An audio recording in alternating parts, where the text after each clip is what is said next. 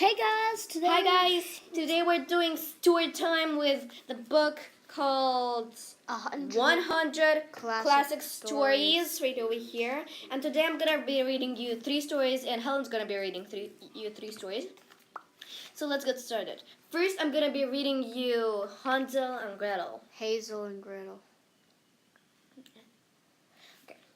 At the edge of deep, dark forests, there lived a poor woodcutter and his wife, a mean, spiteful woman, and their 2 children, Hansel and Gretel.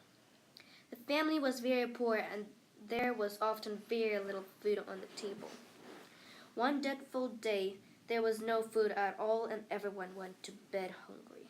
Hansel could not sleep, and so it was that he heard his mother talking to his father. "Husband," she said in her thin, spiteful voice, "there are too many mouths to feed. You must leave the children in the forest tomorrow." "Wife, I cannot abandon our children. There are wolves in the forest," said the poor woodcutter. But his wife would give him no peace until he had agreed to her wicked plan.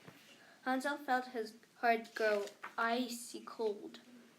But he was a clever boy, and so he slipped out of his house and filled his pockets with the shiny white stones that lay scattered around the house. The next morning they all rose early, and Hansel and Gretel followed their father deep into the forest. He lit them a fire and told them he was going to gather wood and would be back to collect them. He left them, tears falling down his face. The day passed slowly. Hansel kept their fire going, but when night fell, it grew very cold, and they could hear all kinds of rustlings under the shadowy trees. Gretel could not understand why their father had not come back to collect them, so Hansel had to tell her that their mother had told the woodcutter to leave them there deliberately.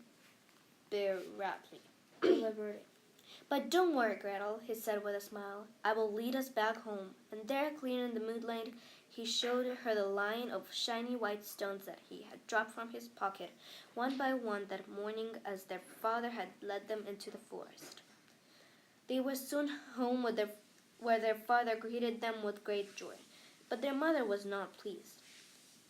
Some time passed. They managed to survive with very little to eat, but another day came when Hansel heard his mother demanding about the woodcutter leave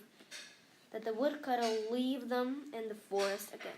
This time the Hansel went to collect some shiny pebbles. He found his mother had locked the door and he couldn't get out. In the morning their father gave them each a small piece of bread, and then led them even deeper into the forest than before. All day long Hansel comforted Gretel and told her that this time he had left a trail of breadcrumbs to lead them safely back home. But when the moon rose and the children set off, there was not a breadcrumb to be seen. The birds had eaten every last one. There was nothing to do but go to sleep under one of the great big trees and wait to see what they might do in the morning. All next day they walked and walked, but they saw nothing but more and more great trees. But the next day was the same. But by this time they were not only cold and very hungry, but deeply frightened. It looked as if they would never ever be able to find a way out of the forest. But then, just as it was getting dark, they came to a little clearing, and there stood the most extraordinary house. The walls were made of gingerbread, the windows of fine spun sugar, and the tiles on the roof were brightly striped sweets. Hansel and Gretel could not believe their good luck, and they were soon breaking off little bits of the amazing house to eat. But then a little voice came from inside. "Nibble, nibble, little mouse, who is eating my sweet house?" Out of the front door came a very old lady. She smiled very sweetly at the children and said, "Dear children, you don't need to eat my house. Come inside and I will give you plenty to eat, and you shall sleep in the warm, cozy beds tonight." Hansel and Gretel needed no second asking. They were soon tucked up, warm and full of hot milk and ginger biscuits and apples.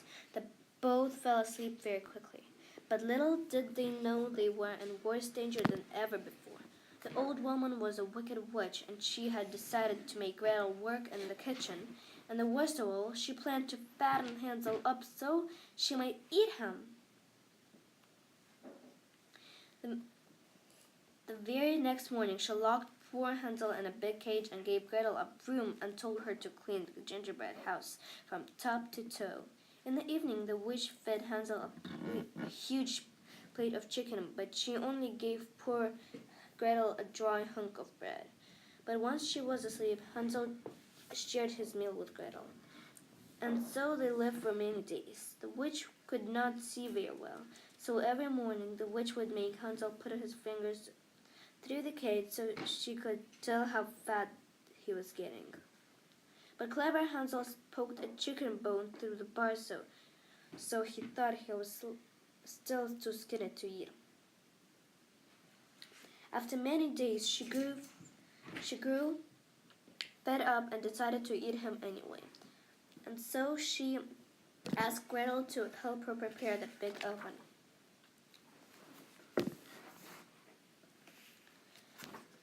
The witch made some bread to go with her supper, and then when the oven was really hot, she put it on in to cook.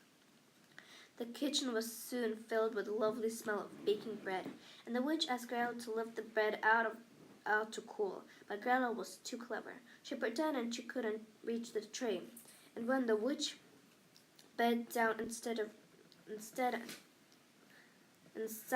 the oven, Gretel gave her a great shove and closed the door with a clang. And that was the end of the witch. Gretel released Hansel, and together they set off once more to try to find their way home. After all their adventures, Fortune